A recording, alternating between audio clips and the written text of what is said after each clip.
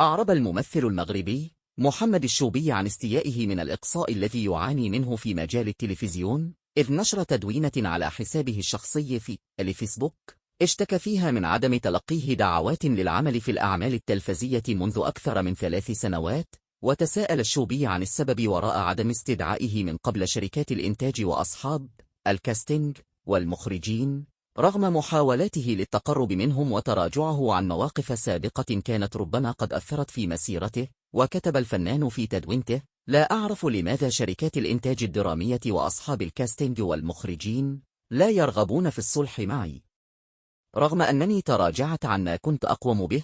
3 سنوات لم أشتغل في التلفزيون، أشتكي إلى الله هو الغفور الرحيم. تدوينة محمد الشوبي لاقت تفاعلا واسعا من محبيه وجمهوره، وعبر العديد منهم عن تضامنهم الكامل معه، مؤكدين على أن موهبته لا تزال قيمة في المجال الفني المغربي.